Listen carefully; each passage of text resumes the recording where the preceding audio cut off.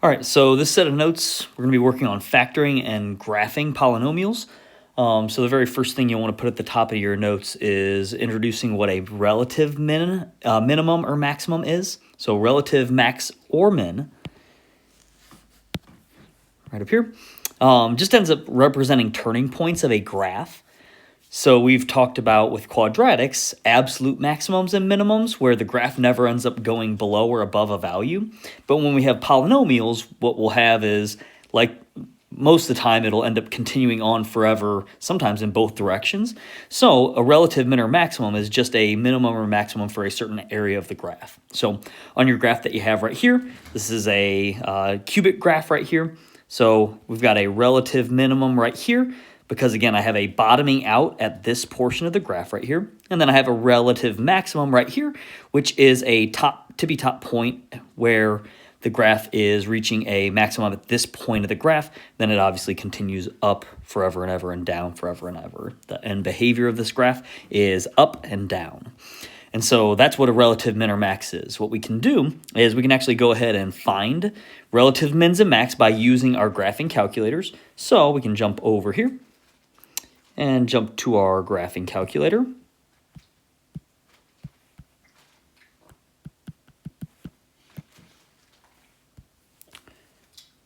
Boom. And so what we can do is we can just go ahead and plot, type in our equation here. So I can type in x to the third, x caret 3, and then plus 3x squared, and then minus 24x. I can go to my graph, can see what looks like my graph there. Again, I'm going to have to adjust my windows to actually be able to find those. It doesn't look like I need to make my graph any taller, but so what I can do is, don't need to make it wider, I need to make it taller. So again, I can go here and go, negative 50 and positive 50, almost, a little bit more. Go negative 100 and positive 100. So again, I get a graph looking like this. The end behavior is down and up. And so what I can do is, to find my relative min or max, I can do second trace and go down to, let's find the maximum value first. So again, when I do this, I move my cursor. This is where left bound, right bound guess. So I move my cursor to that relative maximum right there. And so again, I go to the left of the maximum, enter, to the right of my maximum, enter, and then my guess is just trying to get as close as I can.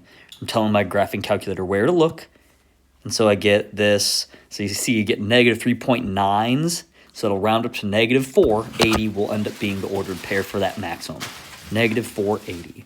So my maximum, ends up being negative 480, and then my minimum, I can do the same thing. So I can go back over to my graphing calculator. Second trace, I want to find a minimum value. Go all the way down to that minimum value. Again, left bound to the left of that minimum, right bound to the right of that minimum value.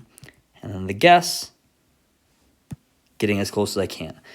Gives me 2 point, a bunch of zeros, and negative 28, so that'll be the ordered pair 2, negative 28.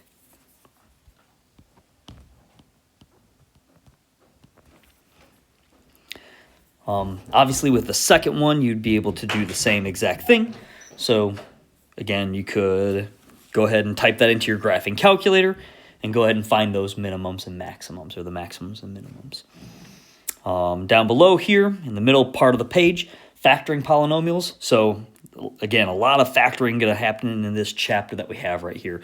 So, with this one, the first thing we always want to look for is we want to look for a GCF first to make our life easier. So the very first thing I want to do is look for a GCF in this first example. So in all three of the terms that we have right here, don't have any numbers. Since that's a 1, I can't take a number out, but I can take an x out. So what I can do is I can take an x out. What that'll leave me with is something looking like this. And then from there, now what I can do is I can factor what is left inside of here. So two numbers that multiply to get me negative 15, that combine together to get me negative 2, would be negative 5 and a positive 3. And then each of these x terms has a solution that goes with it. So x has a solution, x minus 5 has a solution, and x plus 3 has a solution. So I'll end up being able to solve each one of these things, setting them all equal to 0, and then being able to solve it. So when I can do that, I get x is equal to 0, x is equal to 5 would be my solution there, and x is equal to -3. And I actually forgot. These ones I'm just factoring. Oh, well, we're going to end up solving them anyways. But this would be my factored form right here. Boom. X times x minus 5 times x plus 3. And then if I wanted to solve it, I could set it equal to 0. And these would be my 3 different solutions that I have. If I did the same thing with this one, again, find a GCF first. So the first thing that I would do is I would take an x out.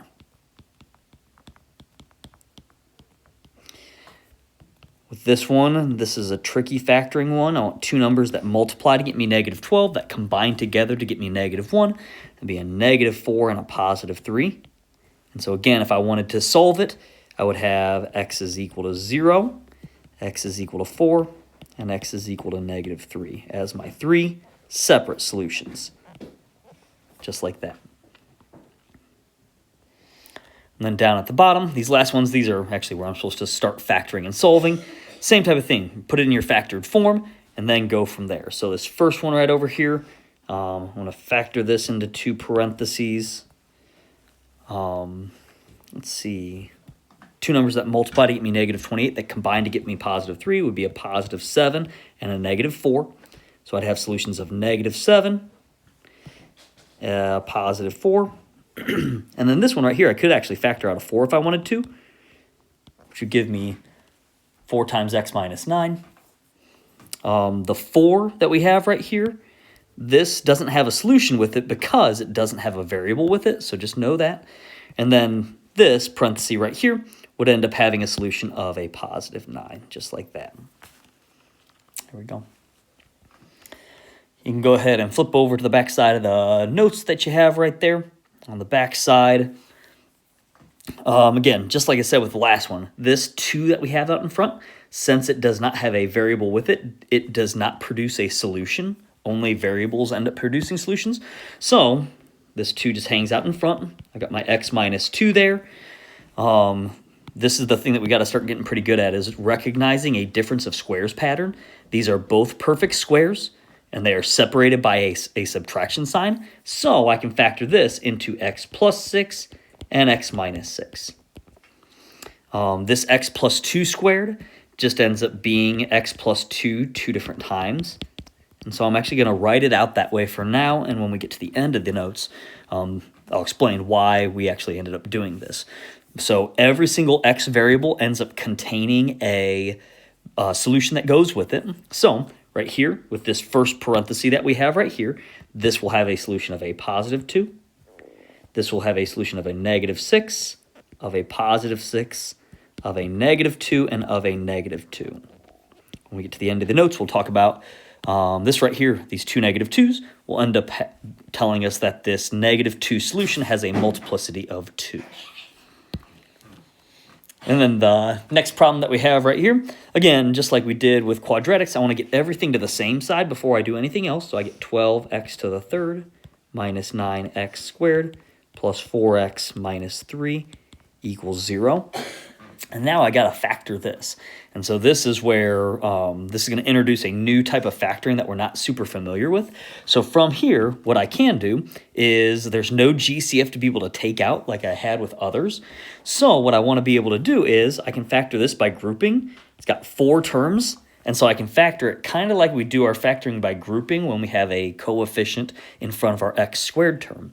So when I do this, I can find a GCF of my first parenthesis, which would end up being a 3x squared.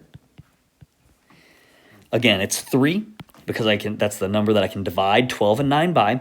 And then it's x squared because both of these have 2 x's to be able to give. So that's why I took out an x squared. When I do that, left inside my parentheses will be 4x minus 3. In my second parenthesis, again, I always have to take out a GCF, whether there's something in there or not. And so what I can do is I can go ahead and I can just take out a 1 since there's no number that that divides both those numbers evenly. So what ends up happening is x minus 3 or sorry, 4x minus 3 is left inside of our parentheses. So from here, now the parentheses are the same, which is what I want to do. And so what I can do is I can put my GCFs in my first parenthesis, 3x squared plus 1, and then 4x minus 3.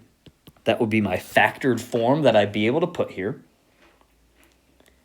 And then what I can do now is I can go ahead and solve both of those equations, setting them equal to 0 and solving. So I can set 3x squared plus 1 equal to 0, and then I can set 4x minus 3 equal to 0. The one over here on the right is actually the easier one to be able to solve. I'm just going to add 3 and divide by 4. So that'll get me a solution of 3/4. And then what I can do over here, this one's going to be a little bit tricky. So again, I'm going to subtract the 1 to the other side and get 3x squared equals negative 1. I'm going to divide both sides by 3 to get x squared is equal to negative 1/3.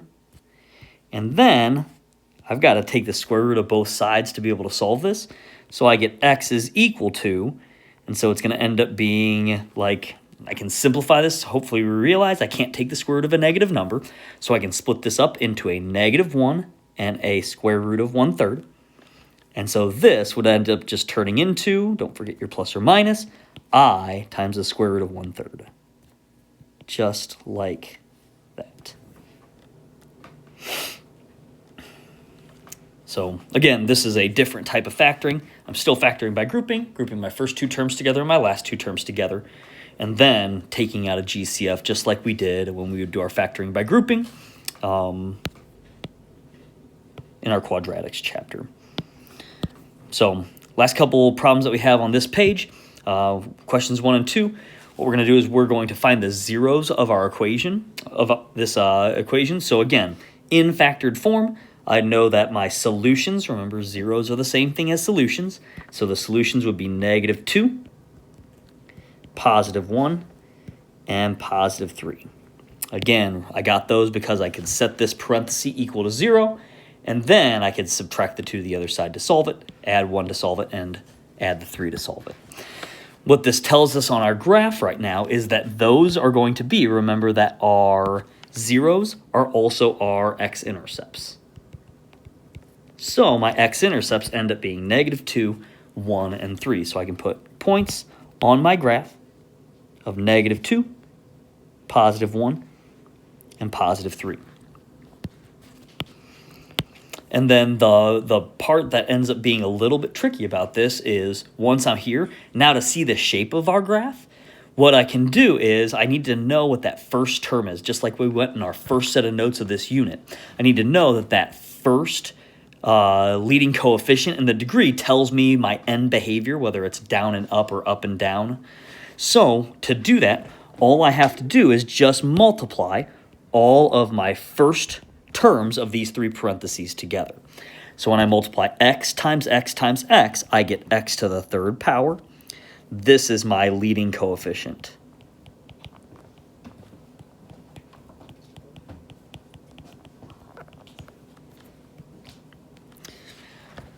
And that just saves us having to do our FOIL multiplication, 2 different times, is just multiplying those leading terms all by each other. And so if it's x to the third, it's got a positive coefficient, and it's got a odd exponent.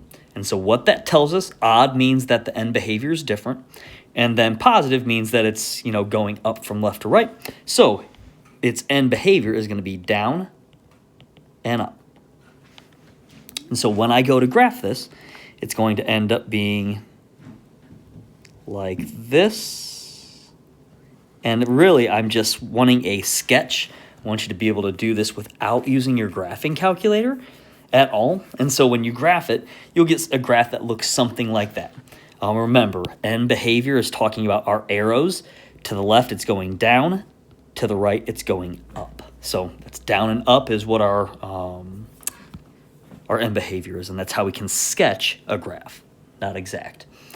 I can do the same thing with this one here. Again, the 0 that goes with this is going to be a 0. The 0 that goes with this is going to be 3. The 0 that goes with this is going to be negative 5. So that tells me my 3 x-intercepts. So I've got 0, 3, and -5. Again, if I were to multiply the first term of each one of those pieces together, I would get x to the third again. And again, it's the same thing as before. It is positive coefficient, and it's an odd exponent. So that tells me that our end behavior is, once again, down and up. So I can go ahead and sketch it just like that. Again, end behavior, down and up.